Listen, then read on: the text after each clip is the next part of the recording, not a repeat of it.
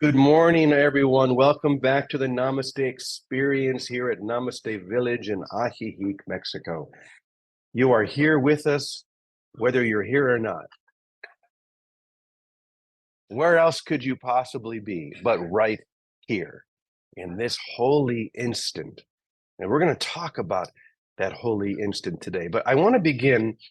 Sometimes when session is starting, I'll be over here as Scott is singing, and I'll just look up at the bookshelf, and it's almost as if one book will be glowing, like "Oh, pick me," and I saw one, and it's called "The Gifts of God," and this is actually the poetry of Helen Schuckman, one of the scribes of A Course in Miracles. And I didn't even realize at first until I looked at it. Oh, I remember this book. So I just opened it up, and I thought I would share the prayer, really the prayers of Helen. So this is the prayer or the poem that I opened to. How lovely is the morning. All things of earth are fresh and newly born again.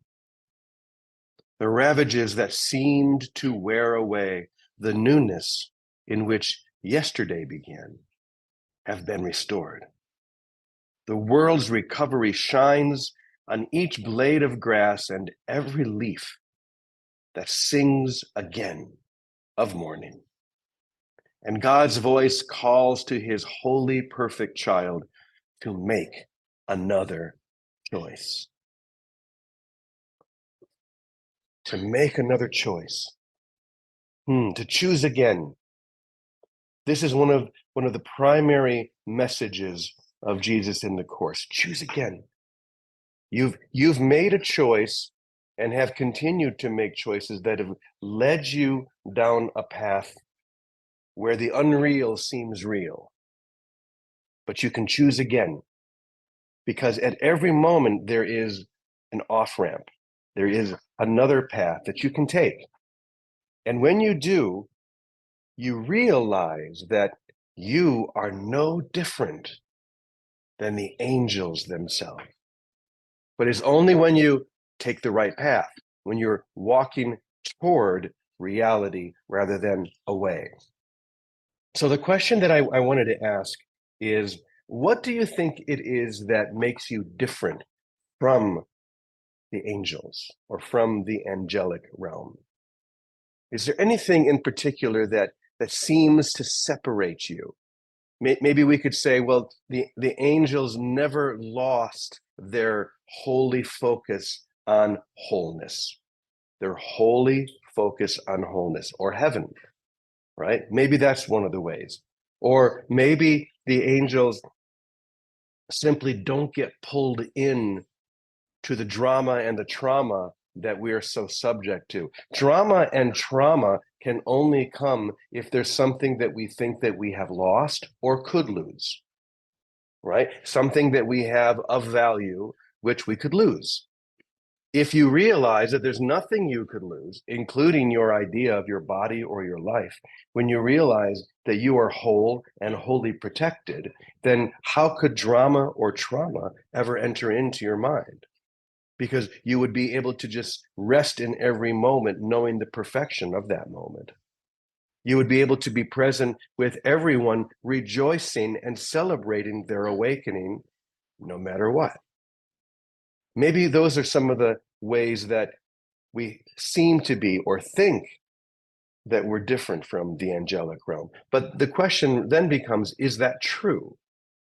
Are we really so different? Well, some of you know that I've been offering this 3-month coaching program called the Enlightenment Partner Program. We just started another group about 2.5 weeks ago. And yesterday, I was reading the lesson that went out to the people who were taking that program.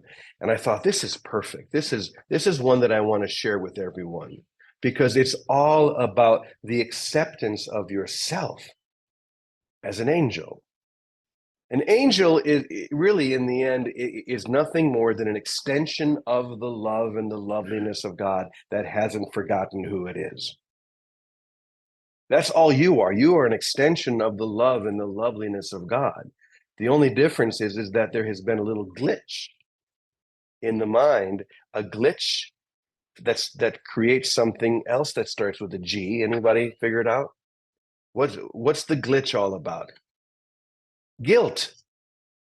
The glitch of guilt. The angels have no guilt. There's nothing to be guilty of. The angels are in that experience of guiltlessness, the impossibility of error, of sin, ultimately. But our minds have conceived of this idea of separation, that it's possible to be separate from that which is inseparable. And because we're trying to do the impossible, and we thought just for a moment that maybe we accomplished the impossible, deep down we know that that's impossible to do that. So guilt is an immediate rush within our minds. Oh, you shouldn't have done that. You're going to have to pay for that, right? This is the only difference between you and the angelic realm, is that the angelic realm never went down that path. And you, likewise, when you return, will realize that you never went down that path either. This is the key. You only think you have, and that's what created the guilt. In reality, you never left heaven. This is like the only thing that you really need to get, that you never, in reality, never left heaven. So I want to share this short little lesson that went out to the people in that program yesterday, because I think it says it quite well. It begins by saying, all things move according to the laws of divine grace, or they don't move at all. Think about that for a moment. All things move according to the laws of divine grace. Let's just stop there. If divine grace is all there is, then that must be true. Or they don't move at all. They only think. If you were in your imagination thinking that you are running a race, for example, you're huffing, you're puffing, you're winning, you're losing, but you're only doing it in your mind. There's no actual race that's happening. You're not moving. You cannot move from the immovable, and grace is within you, is immovable. It cannot change. So once again, all things move according to the laws of divine grace, or they do not move at all. The difference between you and the angelic realm is that you believe it's possible for you to move according to laws you determined in your mind, but which were never affirmed by God. Laws that you think that you've determined, but which were never affirmed by God. There is only one decision that can remedy this error and bring you back to your original angelic consciousness. On your own, you can do nothing, and nothing you do alone exists. Be with that for a moment. On your own, you can do nothing, and nothing you do alone exists. And we could add one more line after that. Anybody have an idea what that might be? Herein lies the peace of God. That comes from the introduction of A Course in Miracles. Nothing real can be threatened. Nothing unreal exists. Herein lies the peace of God. This is very similar. I'll read it one more time. On your own, you can do nothing, and nothing you do alone exists. And herein lies peace. When you get that, that is the immovable peace that the angels possess, the immovable grace that never leaves. Okay, enlightenment is the full acceptance of who you are and will forever remain. That's how simple this is. Enlightenment is the full, complete acceptance of who you are and will forever remain. And it is this pure state the angels have never lost. You lost the consciousness of this, but not its essence. Key. You may have lost the consciousness. You may have forgotten who you are, but you never lost the essence of who you are. And you can regain this essence by simply choosing to regain it, by simply choosing again. This brings us right back to Helen's prayer. Choose again. Just make a new choice. There is no consequence to you making a choice that didn't change anything. This is the best news in the universe, by the way.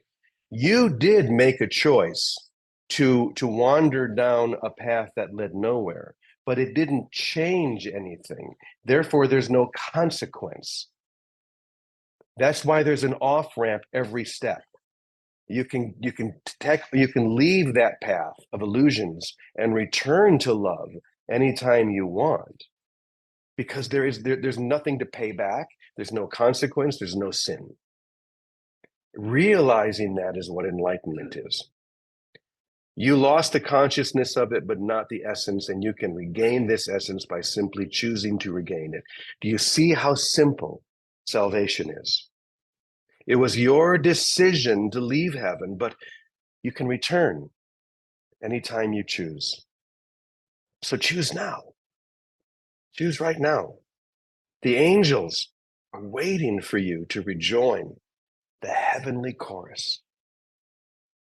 Did you know that there was a choir that you used to belong to in heaven? It was a big choir. It was a wonderful choir. And we had some sopranos, we had some altos, we had tenors, we had basses, we had them all. But one day you wandered away and you sang on your own for a real long time. How many of you remember the story in A Course in Miracles called The Forgotten Song? At some point that tune comes into our mind and it pulls us back. The song that we never truly forgot, because it's who you are. And when God sings to you of who you are, your reality, your return is imminent. You cannot not know who you really are. You cannot not know where you really belong. You cannot not know that you are the holy, perfect child of God. Drop the mic. That's it. So that being said, our dear Vicky, I'm going to invite you to come on and take it from there. Okay, Brother James. Good morning, everybody. Happy Tuesday. And what a wonderful morning. So I've been playing with the angels lately because they're such good company and they love to help. So I've been conversing and communing and hanging out with and recognizing a presence of those holy thoughts of God that surround us, and realizing whatever we focus on comes into focus because we're focusing, we're putting our attention on it. So I've been playing with the angels and asking them for help for everything. The other day I was tired. I had a long trip and I was driving. I said, there's no way. I was driving 600 miles that day. I said, I'm too tired. I can't drive. You've got to help me. Please help me. And I got in that car on the way home and I didn't even blink. I just had so much energy. And I said, wow, I really appreciate your help. I don't know how you guys do it, but I love it. But I want to go back to what you're saying about the idea of mistakes and having ego judgments and having all these issues, and how the off ramp to return to love, to return to who we are, is always available. There's no spot on the road, just like there's no spot God is not. There is no spot where we cannot, no matter how desperate a situation seems to be, to choose again. Joel Goldsmith, I know many of you know, calls it nothingizing the idea of error. He calls it nothingizing. It's nothing, has no cause, has no effect. It's a delusion. Don't worry about it. See that there cannot possibly be a power of God and a power of error. It just couldn't possibly be. And in that, nothingize it, return to the power of spirit, the power of God that we are. So I love that. But what I feel is that we are being called to learn and help each other shift more and more quickly. Because in reality, we are the hands and the feet of this second coming, of this awareness of who we are as the light of the world, as Christed beings, as beings of light. This is our time. And we are being put together in small families, large families, to help each other immediately take that off ramp, to shift rather than go through long times of processing. And that's what we do every day. We demonstrate that every day to ourselves and to each other. And we help each other do that by not believing in the dramas that we see each other in or ourselves in, but we look at them lightly. We have to look at them. We can't avoid that. There's no spiritual bypass of ignoring or denying. Look at it square in the eye and let it go. All the directions, dismiss, overlook, let it go, swish, swish, they are not so. That's all we're asked to do. That's what a shift is. And to stay and to receive the benefit of this shift, we simply cannot use our mind to engage the drama anymore. Engaging the drama with our thinking is what gives it some reality for us. It's that simple. So we're learning how to do this, how to shift. And one of the best ways I'm learning is to hang out with the angels. I live in a different world. I'm not the center of my world anymore, where people come and go all the time. So I've had to make friends with all the invisible beings. So it's been a great opportunity to learn to converse, to commune, to hang out with, to gaze, to abide, and listen to the presence of life, real life, the life of holiness that surrounds us all. So I'm spending time listening to the angels and enjoying them, enjoying the presence that's upheld by everything always. I remember years ago, before I had the Course in Miracles, and Carolyn is a big fan of Findhorn with Eileen Caddy and Dorothy McLean. And they were at that time conversing with all the angelic realms, all the elementals, all the invisible realms of spirit. There were angels to all of the plants and the trees and all of the things that were growing. And I remember at that time knowing this is true, knowing that's what reality is, that realm of abundance and love and happiness. And now I see Eileen Caddy's messages, what is this, 40, 50 years ago, and they're still as relevant as they were then, because truth is always true. Just like Helen's notes and her poems, they're going to be true today or 100 years from today, because truth is always true. And the simpler that we make it, the quicker we can come to acceptance of it, or we can recognize we are in denial of it. It's easier to recognize when we don't complicate something that we are the denier of it. We are the problem. And to address it with me, not with someone else, not outside myself. So it's our choice. We can live in the holiness and hear that forgotten song day and night, whether we hear it with our ears or our heart. It's singing and playing all the time. And all it's waiting for is us to include our own voice back in. And that's what we're doing. We are the voices of the second coming. We are the hands and the feet of the realization of love as our only reality. This is what we are here for. This is why we're called together. And doing this on a daily basis in the small things and the large things is of full value to the whole sonship. There are no small moments of love. All moments of love sing of the one kingdom that we belong to, sing of heaven. And we are singing that song now louder than ever in time and space. And as we sing it, we come into the awareness of it. How simple. Accept all things is, it's just a redirection by grace. Oh, accept all things, I don't understand. God's in charge. Accept all things, I'm so glad I belong to God. And then I'm a child. I'm not some old being that's supposed to know everything. I don't have to be old and wise. I can be a kid and I can play and I can enjoy a dependence on holiness instead of a dependence on trauma. So shift every day, take the off ramp at every moment. If you get a hint of being blue, and that's all I do all day, which is, actually a very happy way to live. And then things unfold and things show up and you get redirected all day. One thing I know to be so. Life with God is not boring.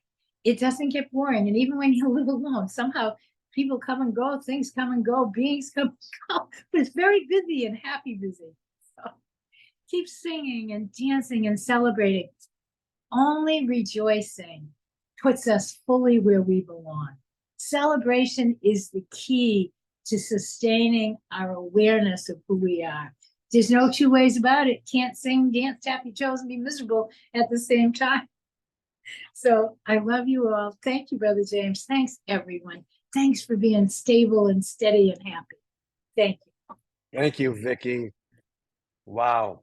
Yes, it's all about celebrating. You know, I was just thinking as you were talking, Vicky, how when we're together, there is a lift to this energy. We come together every morning, and we've used the analogy before of the updraft, of soaring through the air, and suddenly you catch an updraft, and that's what this is. Like there is so much joy, so much celebration in this association that we call Namaste Village. And it doesn't matter who's living here or who's living at home or who tunes in or who's here physically. It's still, we're catching that uplift together. Do you all feel that? Is it just me? I think not. I think it is just the gift of spirit when there is something that happens when we take that off ramp and we say, I only want one thing. The peace of God is my one goal. If I but choose again. So I want to end with, I just opened up this book again and I came to another beautiful prayer from Helen. So I think this is the perfect ending. I cannot fail in anything. I am supported by the angels, led by God unto himself. The Christ establishes my own identity as his. The love of all God's universe belongs to me. What place has sorrow in my universe when it is but a mirror for what God created as forever filled with joy? Once again, what place has sorrow in my universe when it is but a mirror for what God created as forever filled with joy? Forgiveness is the mirror of God's love. Oh, that's good. Forgiveness is the mirror of God's love.